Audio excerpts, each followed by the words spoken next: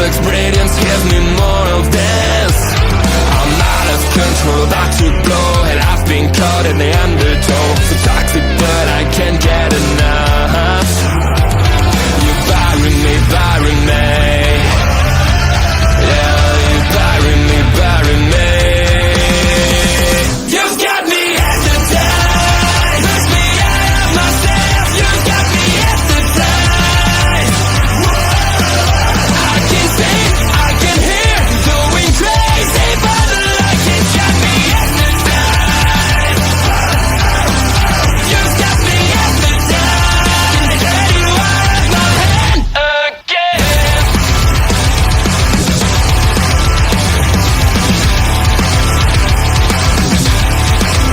Is it wrong? Is it right? It's like I've won my final war without a fight. I'm out of control, about to blow. I've been caught in the undertow. So toxic, but I can't get enough. You bury me, bury me. I know you bury me, bury me. You've got me hypnotized, push me out of myself. You've got me hypnotized. I can see, I can hear, going crazy, but the light has got me hypnotized.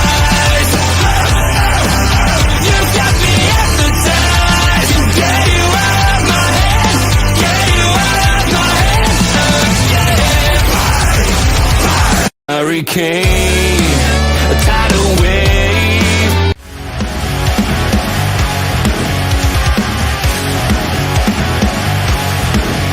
Please note.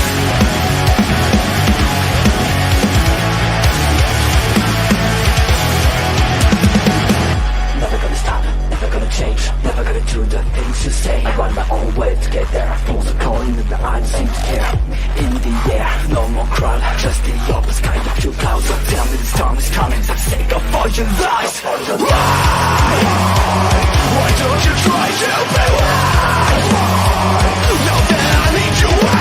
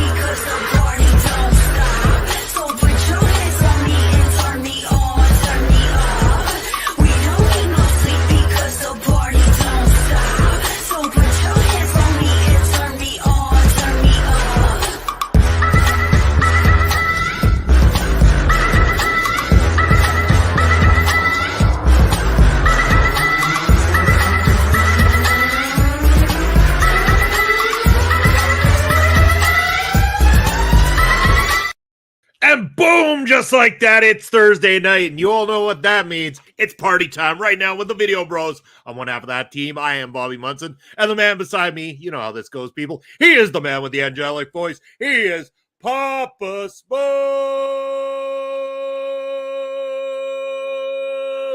Papa Smokes, happy Thursday. How you doing, brother? Whoa, that was a great intro, Munson. I'm doing great. It's Thursday night. I almost said Saturday. It's so totally not Saturday. I think I'm still other Saturday, Papa Smokes. It's the other Saturday. Well, I was having a few sad moments to myself last Saturday night, thinking, this was going to be a PPW night, but things happened. We're rescheduled. We got a hot show coming up, so it's just something to look forward to. It is something to look forward to. We'll talk about it in a minute as we say hello to the other video, bro. It's our boy Vassar saying thank God it's Thursday night, my boys. Yeah. Thanks for joining us as always.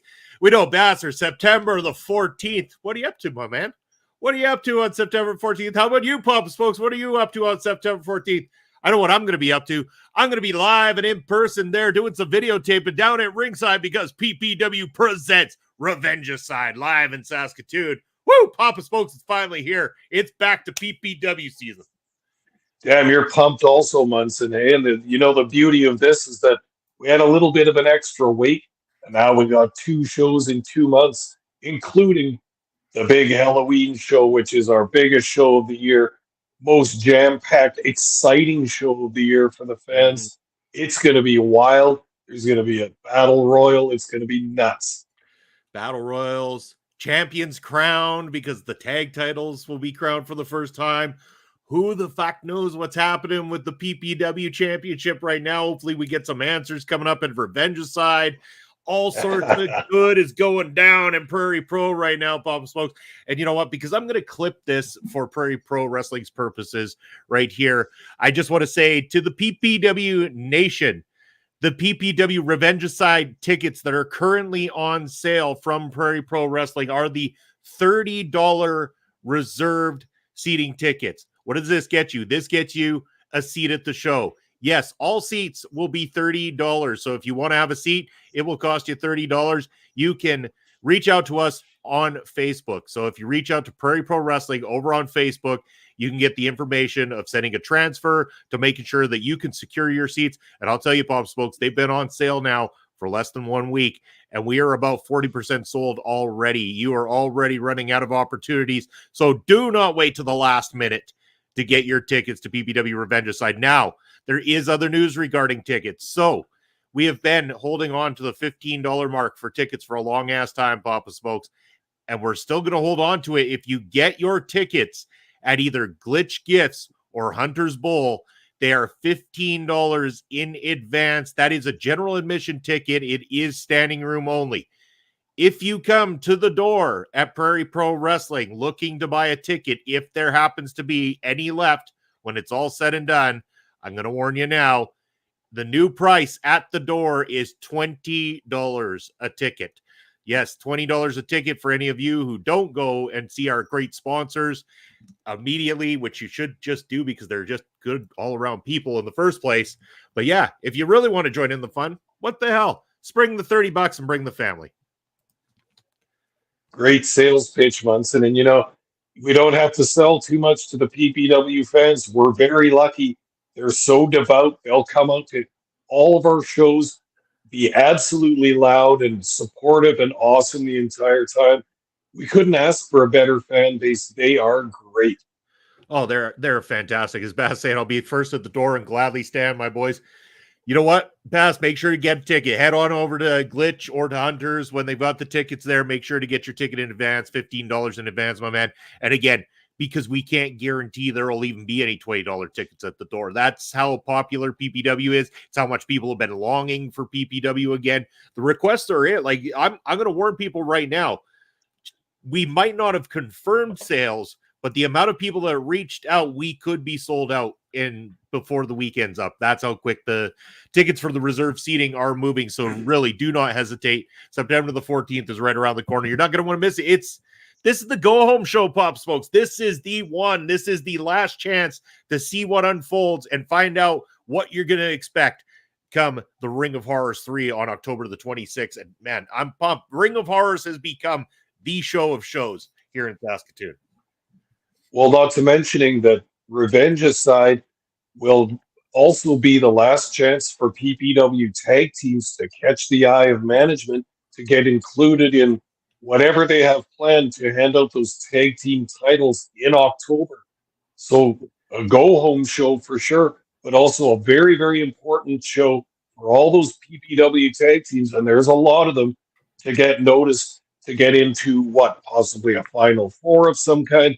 We don't know yet, but they've got to come out, show out big at this show.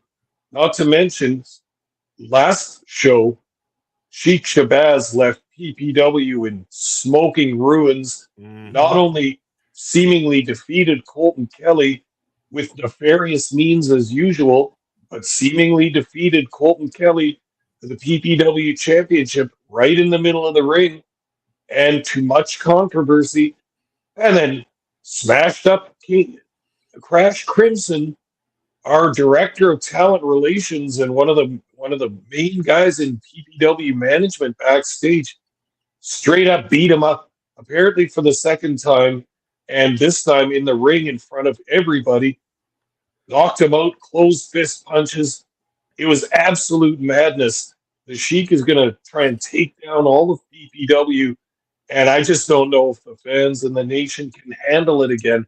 I have to see what happens on September 14th. It's going to be wild. Yeah, we got to know, and answers need to be given, and we're going to get them. Hopefully, we say hello to Astrid joining us in the chat. Hello, Astrid. Thank you for joining us. And again, that awesome new OLE intro at the top of the hour there, Papa Spoke, and everybody in it.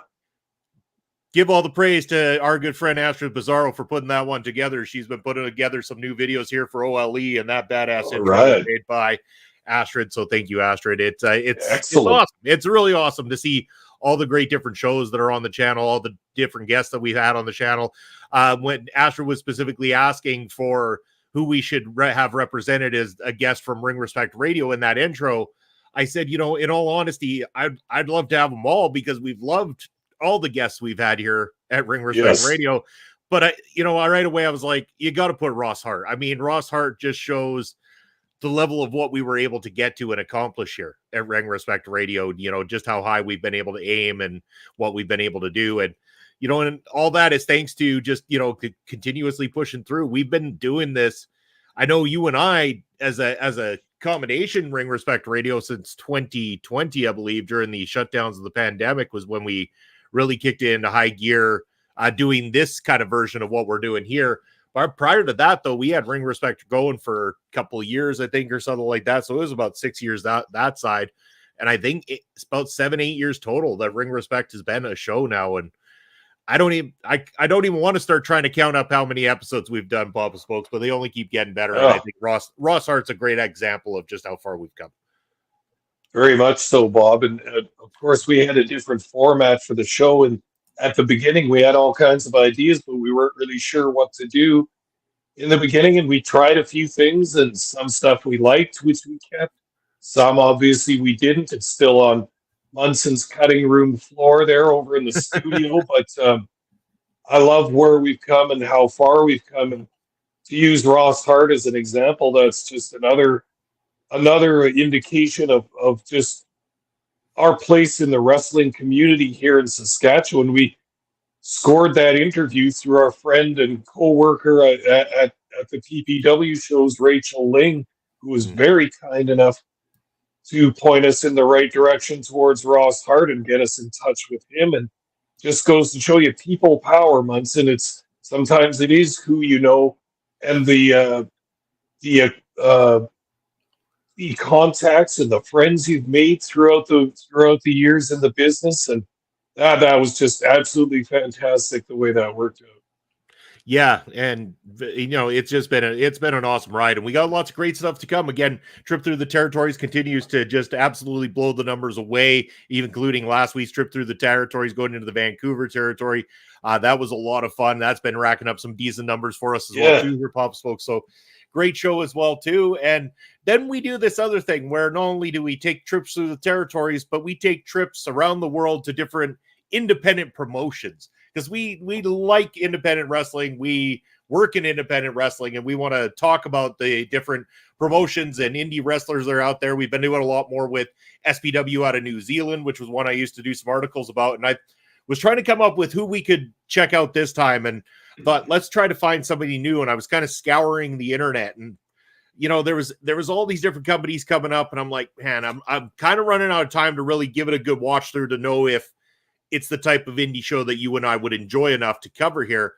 And then it clicked in. It's like, I didn't just cover New Zealand. I also covered Australia when it came to some of my writing. And I remember that Riot City Wrestling out of Adelaide, Australia did shows on YouTube. So I'm like, you know what? Let's go check it out. Pop it up on YouTube. Sure enough, the Riot City Rumble of all shows just happened on August the 10th. And they got that shit uploaded like, whoever's behind their editing team over there, man, they are putting in some hard ass work, and that kudos to them already. So I thought, okay, let's give it a shot. I haven't watched RCW in a while. Let's check out what it's like. And I said to you, I hope it's good. I hope you'll enjoy it or whatever. And I pass that along your way. And here we are. And before we even get into the matches that were on this card, Pop Smokes, just your initial thoughts with production, commentary, all the different things that don't get as much of the spotlight as what the wrestling matches themselves always do. Oh, for sure. Very cool. I came away from this show with a definite respect for RCW. They play in Adelaide, which is in South Australia. So not in the big city of Sydney, but Adelaide's a pretty decent sized city. Yeah. They also run spot shows in Goodwood, Mount Gambier, and Kilkenny. So hitting the road to some of these smaller communities, but getting the name out there. It looks like they play mid-sized venues, something not unlike what we use for PPW, kind of a community center type thing. They've got a couple hundred fans in there at least, maybe even 500. Maybe not that much. I don't know, but something around there. Yeah. And I thought the production was good. They keep the crowd dark and the ring light. I like it. That's a style. Looks like old prize fighting style. It's quite dark in there. You can't even see the guys all that well when they come out onto the ramp to the ring, but it looks good. It's awesome. The lighting and production and camera work was all quite good, especially for an indie company. I thought the commentators did a good job. A couple of young guys, very enthusiastic, talked lots. I personally don't want to talk that much in the match because I like to let the crowd and the sounds of the ring be part of the commentary as well. It's just a different style. These guys were quite good. Overall, a very good production. Probably not done on a massive budget or anything like that, but they got a good thing going here. They got a Fed with a bunch of talent at different levels. Granted, this may not have been the best card to watch a whole bunch of different matches from prelims up to the main event because there was only 3 matches, and then the Rumble City match, or the Riot City Rumble, pardon me, was nearly an hour long, right? So that's half the card right there. But you can see they've got good talent, bottom of the card, mid, and then main event. Some of those guys were pretty hot. We'll get into this in a minute, but my initial feelings totally positive. Reminds me of SPW in New Zealand, not to compare the two, just because they're both over on the edge of the world there, but similar. And I mean that as a compliment. Great energy, a totally hot crowd that's into it. You can see that that's a crowd that goes to see their favorites every single month or however often they run. This is familiar to us also, isn't it, Bob? Oh, yeah. They want to see their favorites. They've got the chants. They've got the heckles. They've got all that stuff. I love it, man. They've got something special going on here. Yeah, and I love that throughout this thing, and we'll talk about it more, they mentioned about their training academy and the people that are up and coming and the debuts that we saw in the Rumble match to bring out some of the new faces that are going to be participating in RCW. Perfect opportunity to debut them as well, too. First, we're just going to take a quick break to say hello to our good friend, Bobby Stats. He's in the house. Yeah, Bobby. Paul London is going to be just announced that he's going to be wrestling at the Summer of the Beats at MLW. Very interesting announcement there. I mean, haven't seen Paul London in it seems like a fortnight here at Pop Smokes, but very interesting that MLW springing for him. Seemingly springing for names again. It seems like they're grasping at that instead of building ones of their own. I think at some point in time they need to maybe check out another Ring Respect Radio and hear about some of the independent talents that we're talking about, so they can build the stars of tomorrow. For sure. But Paul London's a good one. I don't know what he's like nowadays, but you remember London and Kendrick? That was a pretty tight babyface tag team right there. They really were.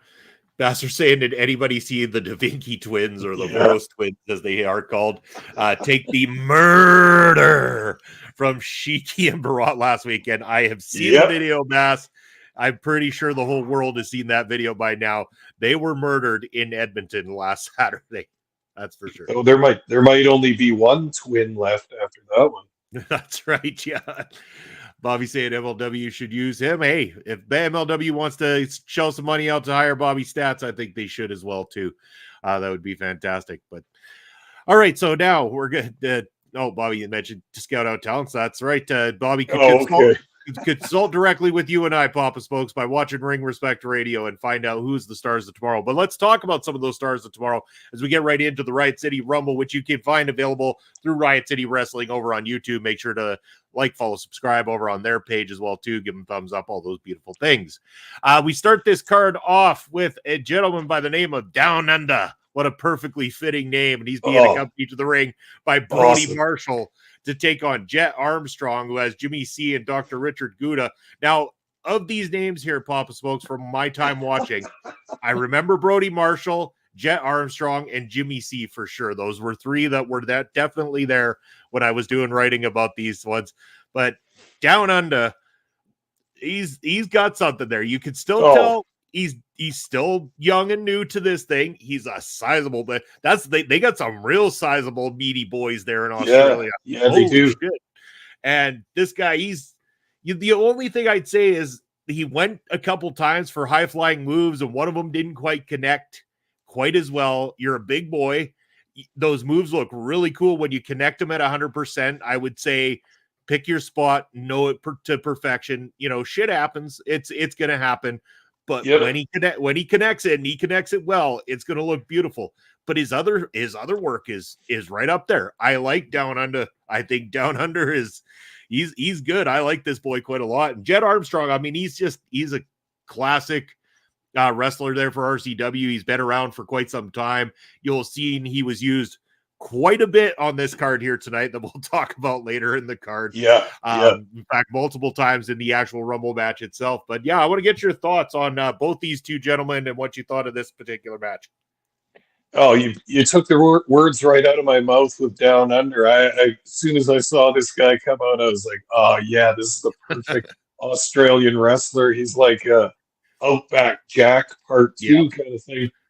A big guy, looking the part and everything, but like you say, not completely fluid or smooth yet.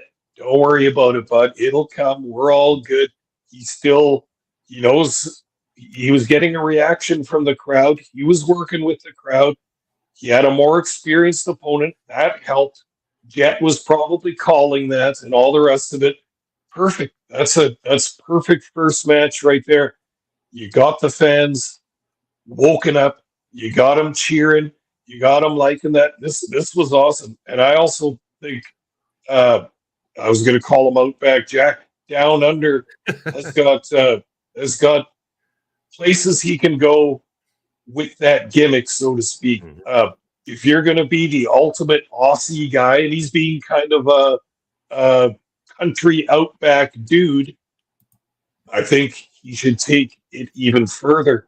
He looks nice. He's a handsome guy or whatever. I think he needs to get grosser. I think he needs to, have the missing teeth and the gross beard and the spitting and all that kind of stuff. You think it's Skinner level right here, Papa's folks? Yeah, kind of actually. Yeah. I think that's he needs a dash of Skinner. I think maybe dragging a dead croc out there or something like that. I don't know, but I could easily see it going that way, and I think he should take it that way. Especially if he does a heel run in the future, that'd be beautiful. Oh, for sure. Yeah. One of the things I got to compliment about this as well, too. First of all, Brody Marshall on the outside for Down Under. Big boy, been there a long time. He's a very experienced man. And the way he goes up to both Jimmy C and Dr. Richard Gouda, and he places those 3 chairs on the outside. Like, you boys are going to sit right here, and he's going to sit right beside them and make sure that there's no shenanigans in this matchup. Granted, they found a way to sneak past him quick enough to get a little shenanigans in, but it didn't matter because all of a sudden Brody Marshall comes in, and it didn't take long before he had that situation cleaned up right away. And that was enough of a distraction towards Jet Armstrong for Down Under to get that roll up and a massive victory. Because again, Jet Armstrong, a very reliable, respected wrestler in Australia, for Down Under to be picking up a victory here on this one is definitely going to be good for his career. Definitely. And you got to just wonder what the bookers are thinking here. Like, I'm jumping in on this from the first show. They obviously see something in Down Under They want to push him as a baby face, as a good guy for possibly for the next while. Those first 1, 2, 3 matches on the card, get him to be a familiar face that those regular fans like. Give him some wins. Give him some momentum and some enthusiasm amongst the crowd and everything. And yeah, have some of the heel veterans help them along. That's the name of the game right there. Get them some reps, get them some business, get them some matches in front of people, and get them over. And then you've got a steady, competent, preliminary match guy for now, right? Until he moves up. Perfect. That's the way you balance out a card. Down under will be very valuable to these guys in the future, I think. 100% agree with you, Pop Smokes. We say hello right now to BDJ. Yeah. Oh, so it's going, BDJ. Glad to have you here. That's our Twitch chat champion, by the way, as well, too. And Bobby saying would be nice to see a down under match in America or Canada. Sure, there's probably a ton of talent that would lock up beautifully with down under. I think he would get over quite well. Because here's the thing is that right away, it's not gimmicky, but it's a gimmick enough that people in North America would get the gimmick and would be able to get behind the gimmick. And I think the fact that he's a big old boy ass kicker at the same time, people would love it. You throw him out there with one of the big loudmouth heels from your company and everything. This guy rolls in to do some ass kicking and drinking some Foster's beers, whatever it is. Fantastic. It's a perfect combination for what we like here in North America. For sure. And now, Munson, how about this? Let's fantasy book him at PPW. What are you seeing in your crystal ball there? For down under, I'd love to see his ass go up against our crazed cowboy, Jacob Creed. Oh yeah. Yeah. Oh shit. That's a good one. Yep. How about yourself? I don't know. I don't have anything against the man, but I'd put him in there against El Assassino maybe and see if he could shut that down a little bit. But I don't want to put him in any danger either. That's perfectly fair. As BDJ saying, I saw a Thunder down under in Vegas. You would be caught at something like that, wouldn't you, BDJ? And I think Eddie Omega was in it. There you go. He might have been. Oh, I bet you. Yeah, that's golden. So anyway, so down under getting the big win in that opening match. Great way to start the show, in my opinion. We move on there to. It took me a little bit to understand what was going on with this next match. Not the match itself, but more so the concept of what they're doing here. So this was a C4 Absolute Grand Prix matchup. And they mentioned that the two competitors, Sigma and Snacks, are both on 2 points apiece. At first, I thought this might be a series of matches between these guys. This is a best of 5 or best of 7 or something. But no, what it turns out to be is it's some sort of Grand Prix pool that has been set up where they got like 4 or 6 competitors in this pool here, Papa Smokes, and they have X amount of matches, and the 2 top guys or something like that go to the finals.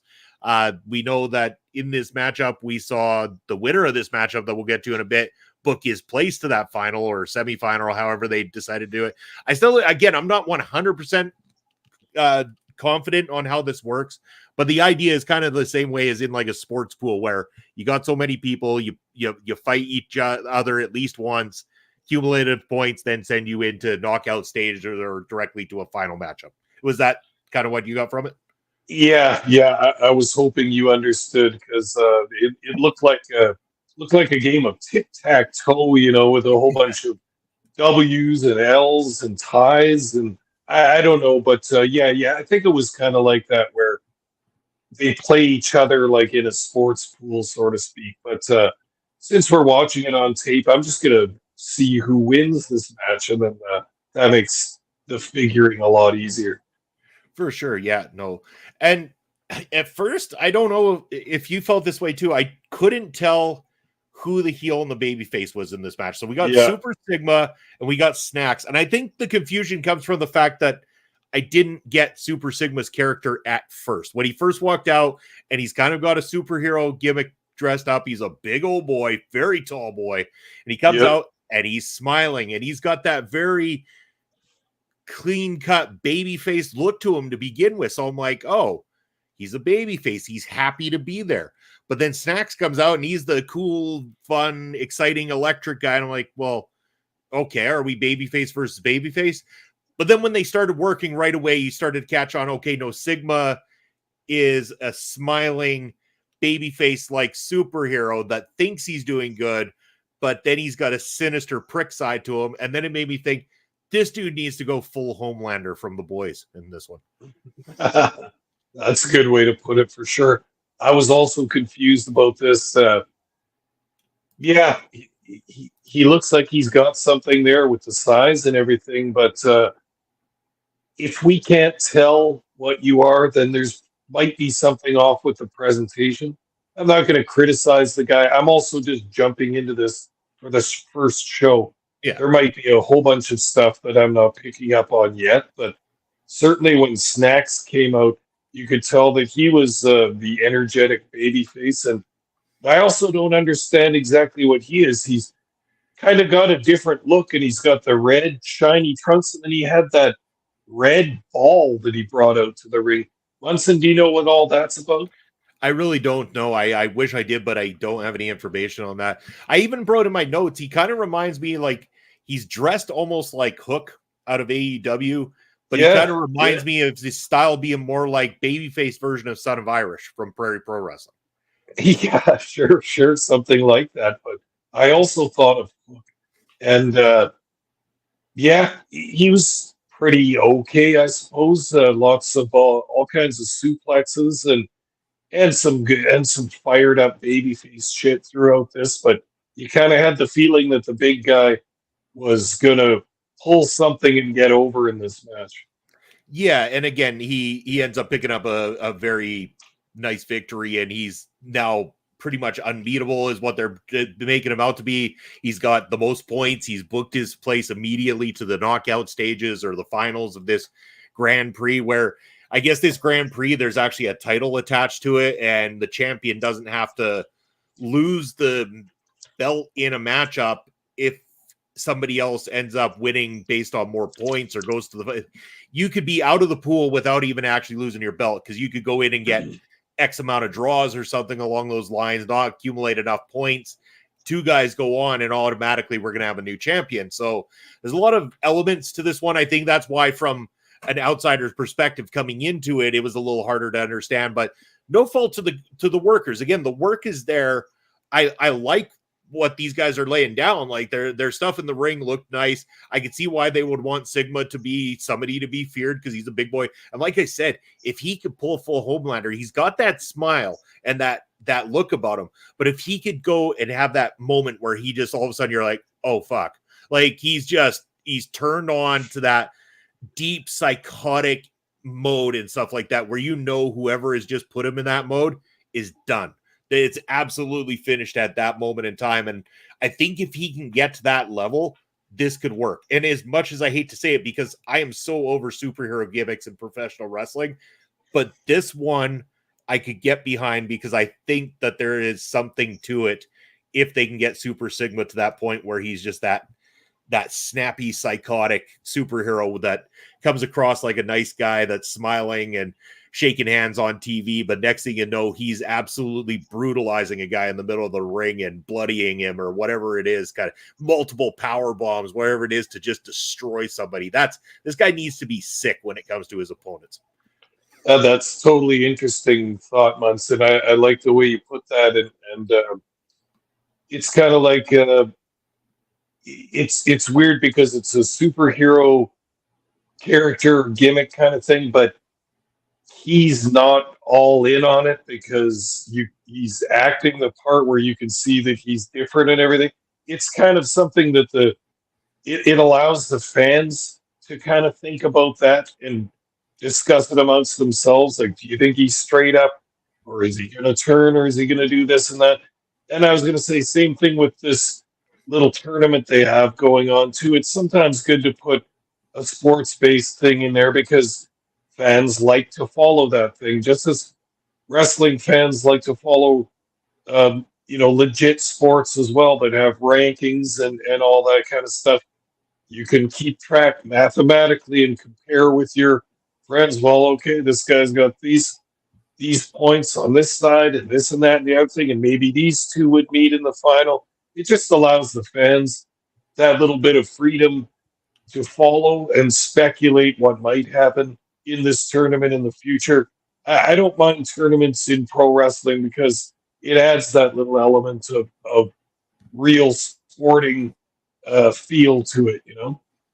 Yeah, it really does. So, I don't want to go this next part of the show. I'm not going to dwell on too much here, Pops, folks. We had a in-ring promo. Wrestler by the name of Havoc came out and mentioned that he made his debut in October of 1999. He's been wrestling for 25 years coming up on. So a long career for this gentleman. Said there's one particular guy he hasn't been able to wrestle, and he starts talking the accolades. They never quite cross paths in that way.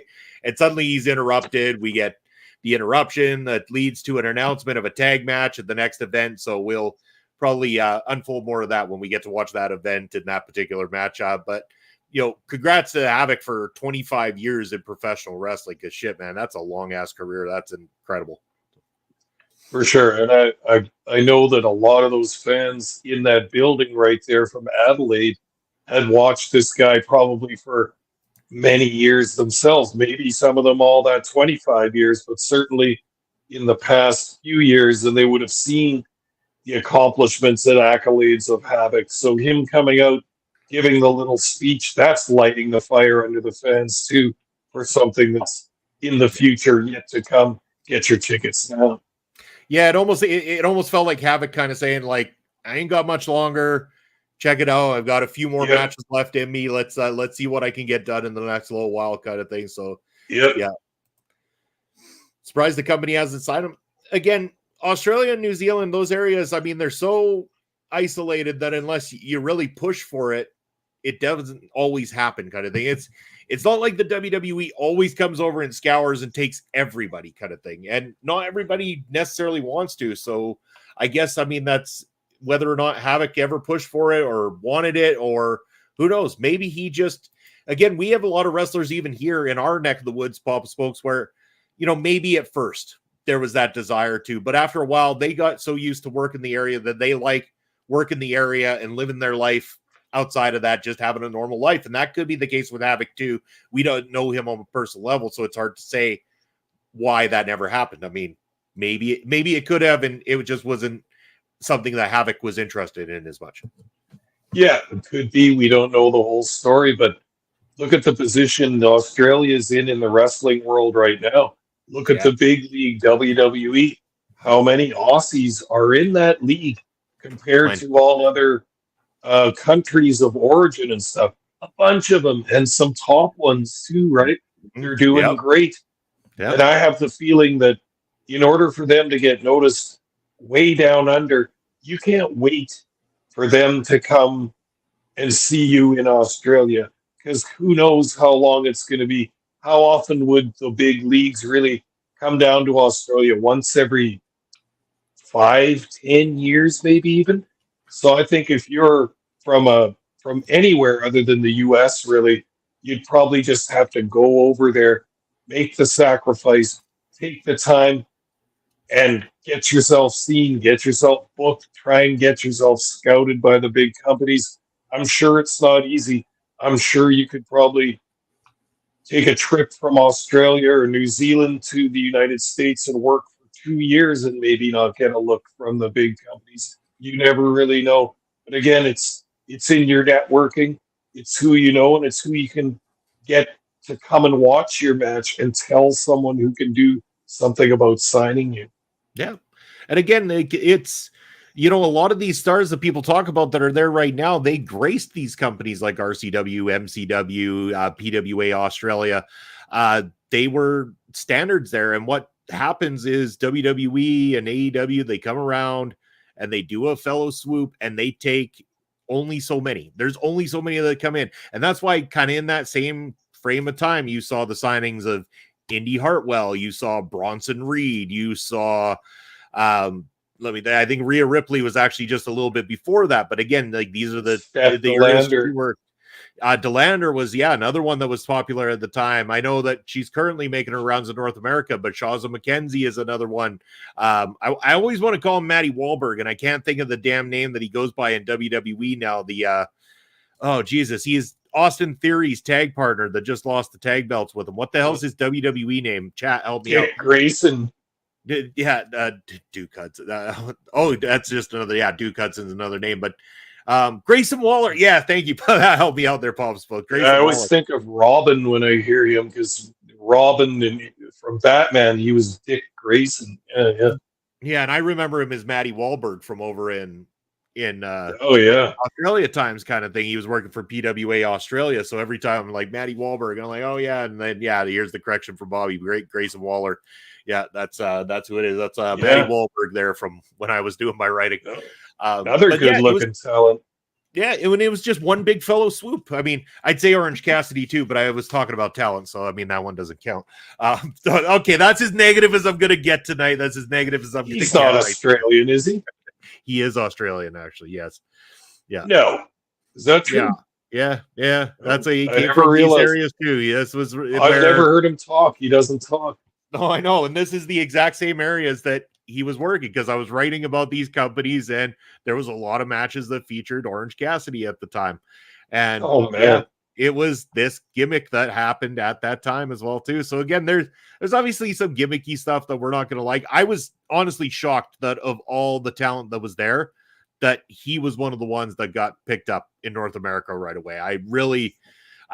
That was when I started to realize that there was obviously a North American, like at least a niche market for gimmicky wrestling, because God, man, that just was not something I enjoyed even when it was in Australia personally.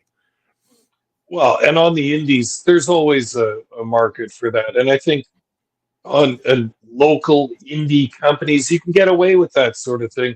We were just talking about loyal audiences that come all the time. They want to see their guys, they want to see their wrestlers that they like, and they want to see the gimmicks and the spots that they like as well. They'll watch it again and again. Eventually they'll get tired of it, but they'll watch it again and again for years, because they want their favorites and they want what they want. So but I'm always surprised when indie kind of gimmick stuff like that ends up on TV. And in Cassidy's case, it is or was a hit. Like, he was one of AEW's more popular wrestlers.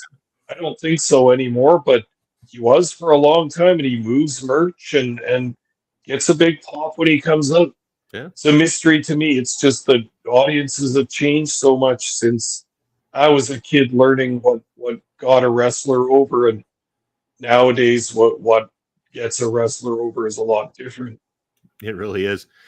Now, I want to know if you think this will ever get over, Papa's folks. Our next match was a match between the old guard, Dean Brady, coming up against someone that's newer, younger, in the form of Banjo Powers.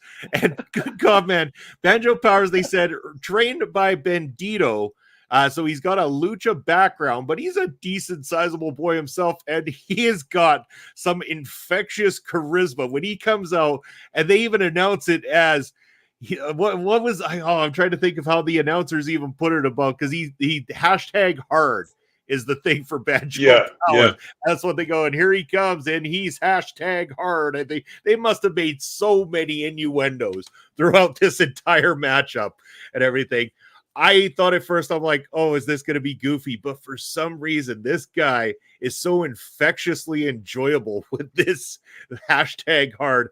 And then he backs it up. I liked this matchup. Like, I already liked his opponent, Dean Brady. Dean Brady's been there a long time. I'm familiar with his work. Really like Dean Brady a lot. But Banjo Powers woke me up to somebody new I hadn't seen before that I'm not going to forget. I enjoyed this matchup quite a lot, actually.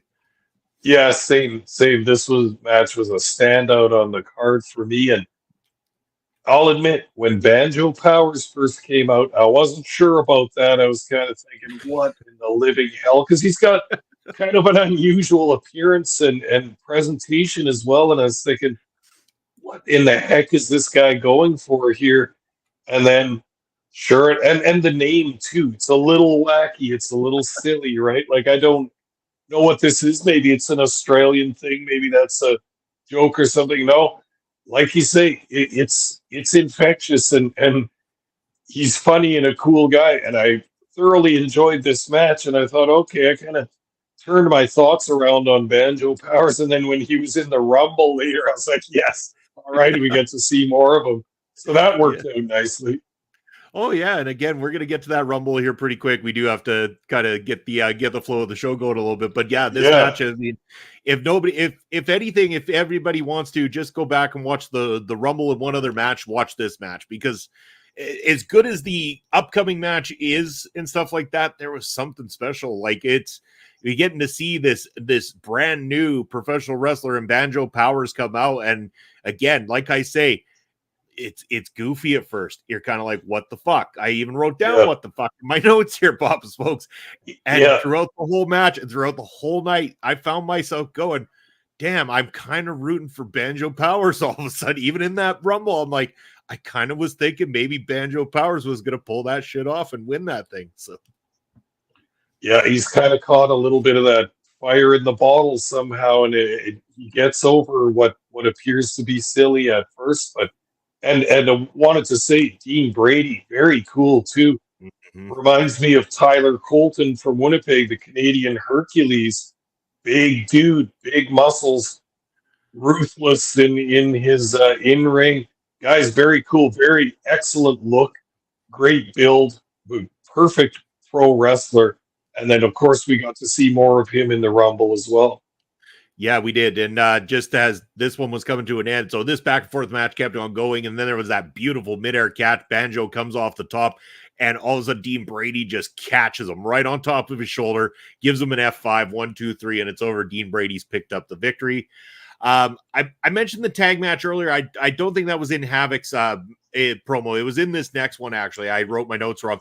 This next promo was to do with the new GM vote. There was a vote to decide who would win. Is it Dr. Richard Gouda or Brody Marshall inflicting martial law upon Riot City Wrestling? I thought that was a catchy little gimmick there going on. Of course. Yeah, and of course, right away, I'm like, they were talking about this was a fan vote. Fans were voting. I'm like, yeah, sure. I was like, bet there won't be any shenanigans in this one, right? Otherwise, why are you doing this as a in-ring promotion? So they count the votes. It's 389 to 389. It's complete draw. We find out that Dr. Richard Gouda was stuffing the ballots. So therefore, Brody Marshall makes a challenge on the table. I believe it's Richard Gouda, and was it?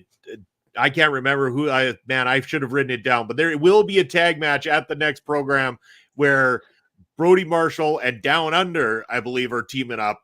And they're going to be defending the idea if their team wins, then martial law will be inflicted. Brody Marshall will be your GM. If the other side wins, Richard Gouda will be the GM. So we'll find out more of that in the next show. But I think we need to move on because time restraints here, because we want to talk about this match, the RCW Grand Championship match, having a special referee of Grim in this one.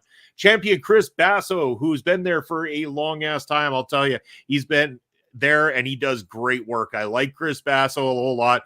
Accompanied by Benjamin Rosenthal, taking on Matt Hayter. And I will say, Matt Hayter, when I was doing my writing, Matt Hayter was the young, mostly just got there, but being pushed because of, he's got that certain look to him that the crowds want to get behind and stuff like that. And he was catching on to things quite well. But now Matt Hayter, a lot more experienced inside that ring. So I was like, okay, I want to see how far along Matt Hayter's coming this time. Damn, man, he's come a long ways. Like, this match was, again, to go from that previous matchup to this one and follow it up and do it in the way they did, they had the crowd eating out of their palm of the hands throughout this matchup. For sure. And that was two really, really good matches back to back. The crowd's loving that. This one for the Grand Championship. I liked both these guys. I thought that Basso was obviously big, strong, the champion, experienced, and all that. You're telling me a bit more about Matt Hayter here. This was my first time seeing him.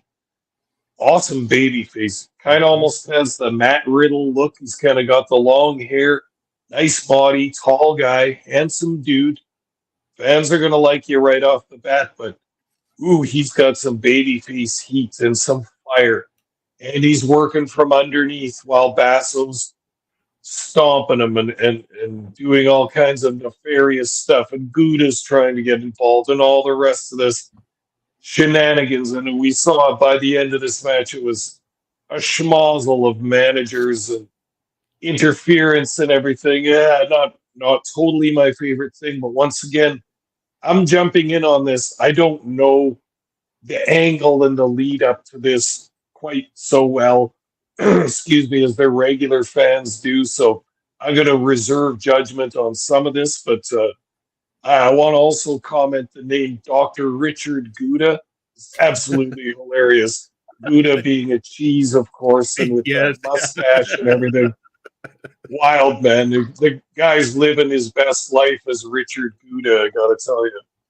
They've got a really good sense of humor down there at Riot City Wrestling. Yeah. I'll tell you that much. Oh, yeah. One of the cool spots you're talking about, Rosenthal, who was in the corner there for Chris Basso as well, too. One of his best moments here was when Grimm was making the count. It looks like Matt Hayter's going to take it, and the arm goes up to come down for that 3, and Rosenthal slides into the ring just in the nick of time and gets his body there. So he takes the slap on his chest.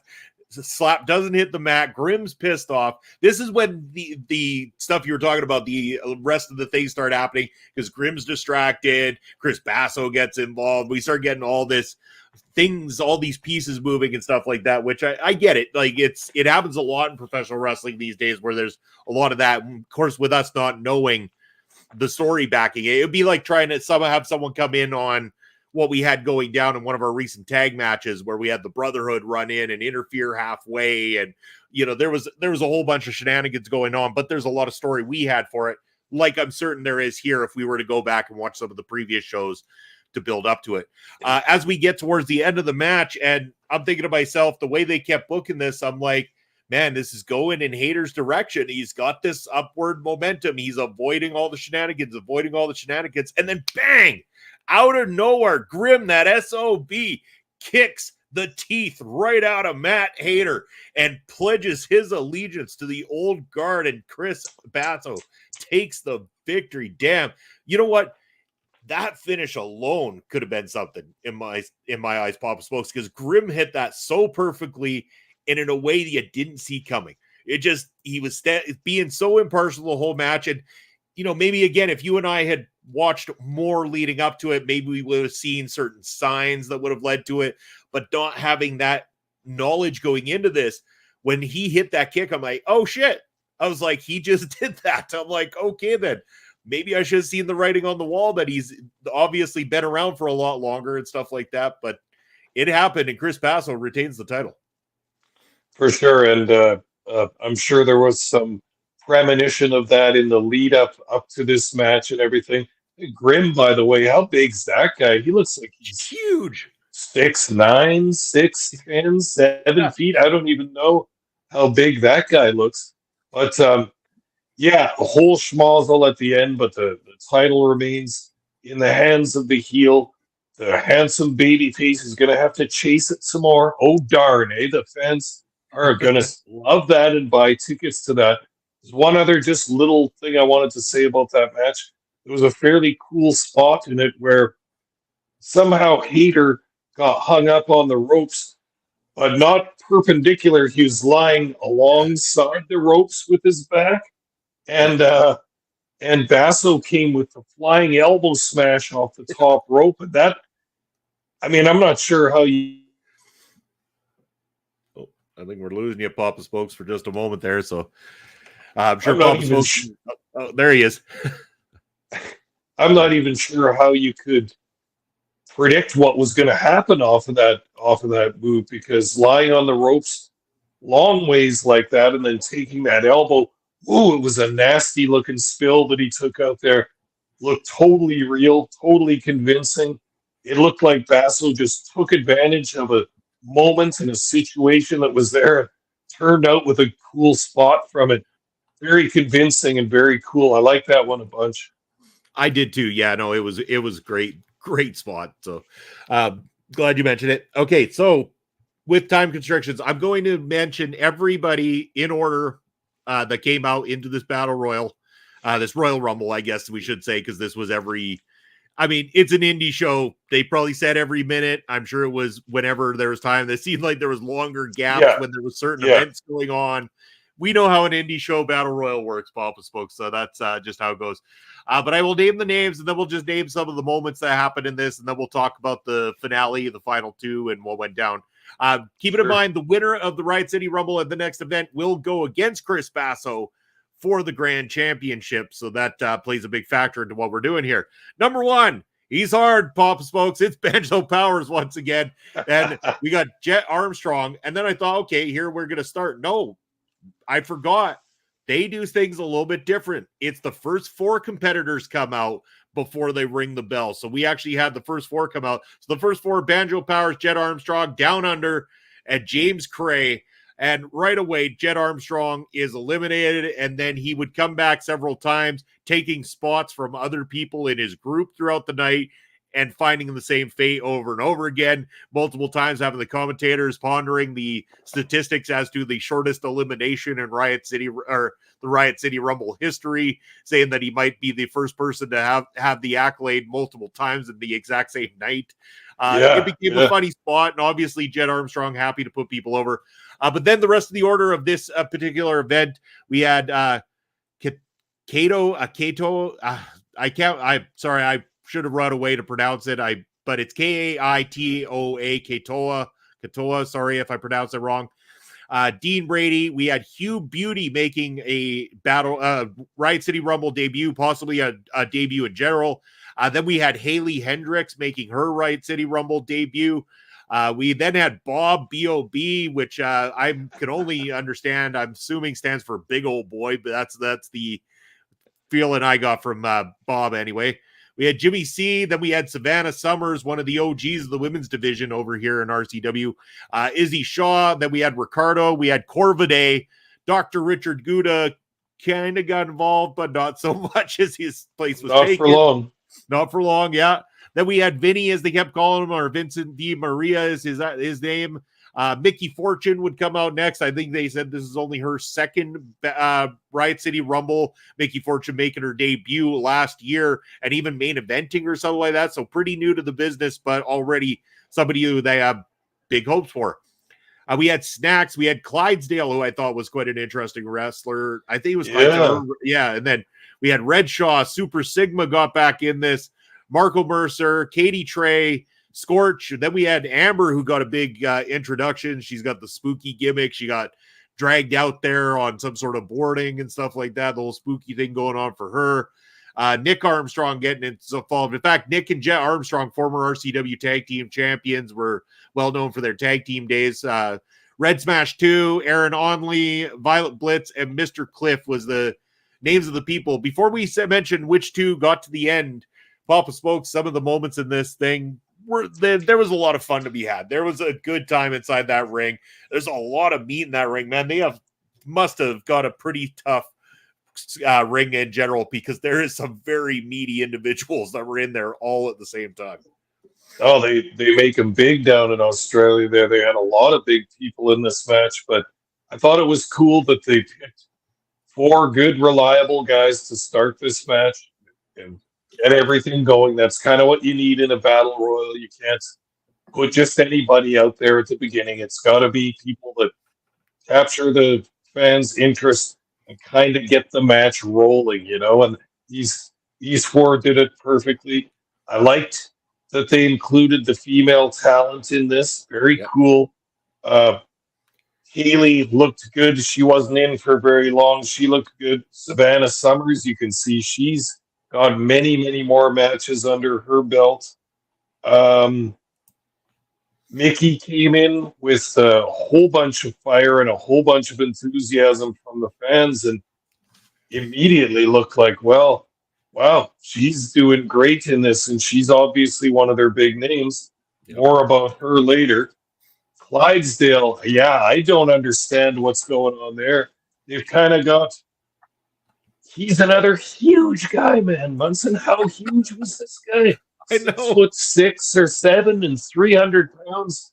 And he's got a weird hairdo and dyed hair and a dyed beard and green rainbow trunks and all the rest of it. And he seems to have the kind of thing where he's like a little bit simple or something, but nice until you piss him off, kind of thing. And then he's so strong.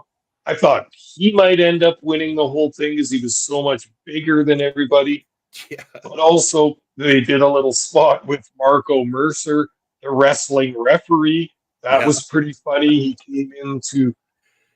came in and started acting like a ref at first, and that didn't go so great. The guys just tossed him out. Very cool.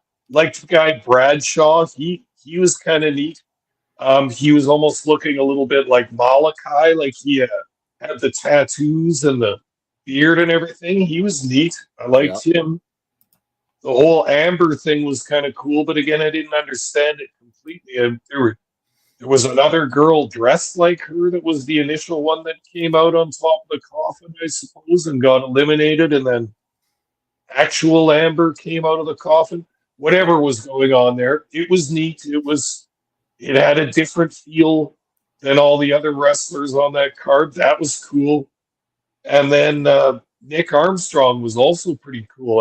I don't know this guy, but he came out with all kinds of confidence and energy, giving everybody cutters all over the place. Very, very cool. And then I ruined the surprise, Munson? It was very fun. It ended up the final two being Mickey Fortune and Big Dean Brady. And you just thought, oh boy, this girl's in tough with the muscles of mercenary or whatever his little nickname is there. And she played it perfectly. And I'm not the hugest fan of intergender wrestling. I think it has to be done very carefully to be done well.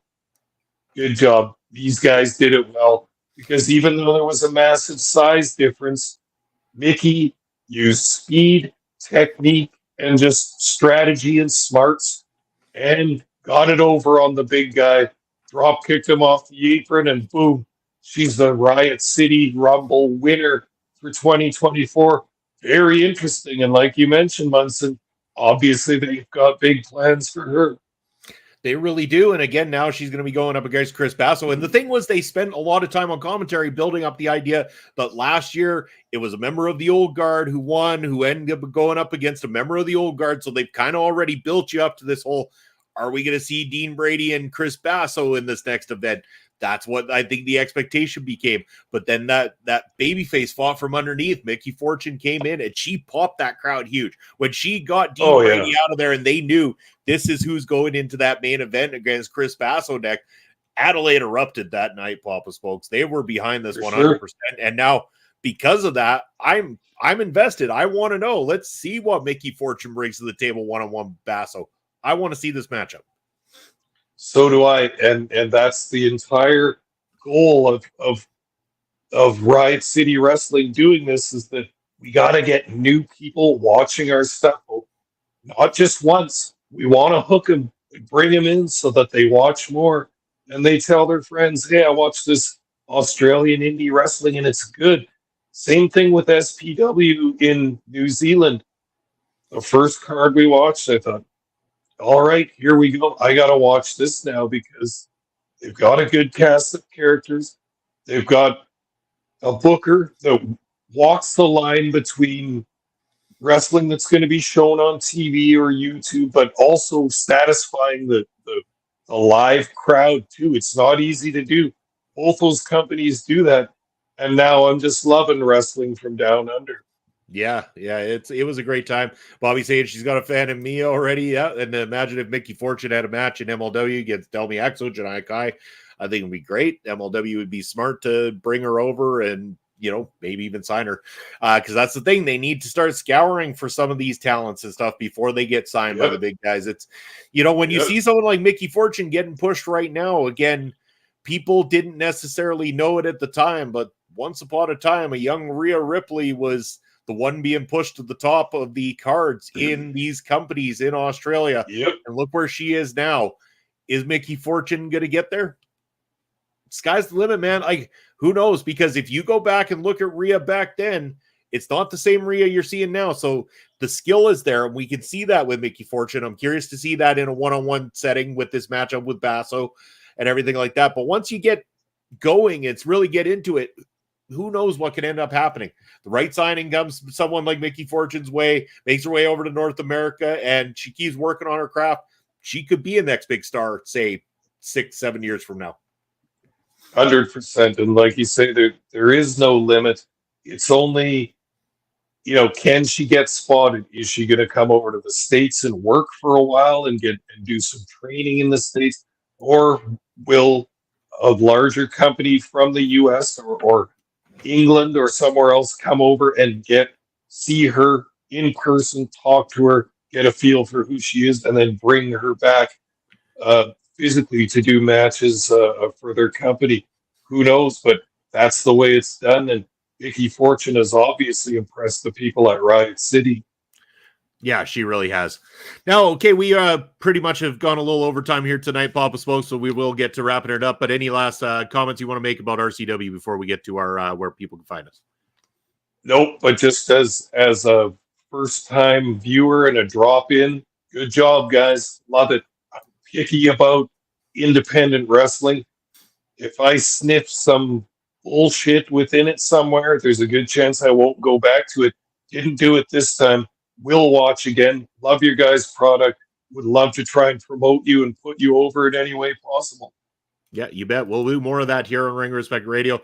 Bobby asking if we would book Mickey Fortune again. Hey, yeah, 100%. Like, if she was coming through Canada and the stars aligned, 100%. She's a great talent. She would have a lot of great talent to work with here on our side of the fence too. So yeah, for sure.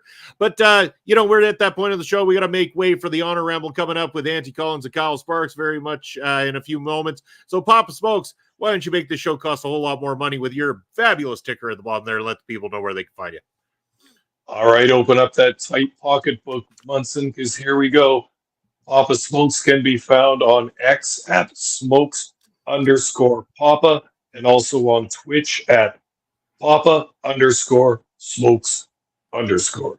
Beautiful. That's where you can find Papa Smokes down below there. It's where my credentials are. You can find me all over the place here at OLE. I've got all sorts of stuff going on from music reactions to movie reviews to, of course, Ring Respect Radio here with you, Papa Smokes. This Sunday, I will not be doing Point of View. Myself and Mark are going to be taking this Sunday off as we both got other prior commitments. So we're going to be taking one Sunday off here, but we will be back the following Sunday here with you guys, which is going to be a very busy, chaotic weekend with a whole lot of wrestling events going on that particular weekend. Papa Smokes, a lot of stuff going on here at the channel. So as for where you can find me next, you can find me next right here on Ring Respect Radio in 1 week's time with Papa Smokes right there. We're going to be talking something. We'll figure it out. We'll get a good show going for you guys. Oh yeah. Yeah. We got tricks up our sleeves. There's lots of stuff we can do. But we'll get there. We'll get there soon. That's where you can find me next is always Prairie Pro Wrestling every Saturday afternoon. Myself, Papa Smokes, calling all the action for you guys right there. And of course, OLE. We are broadcasting over at OLE and the Video Bros Network on YouTube. So make sure if you're watching along afterwards to go ahead and give us a comment, a thumbs up, click the notification bell, and subscribe to the channel. Those subs keep coming in. We thank every single one of you for the love and support that you give us. And with that said, it's time to head on over to the Honor Ramble. I've been Bobby Munson. That's Papa Smokes, and we'll see you in a week's time. Take care, everybody.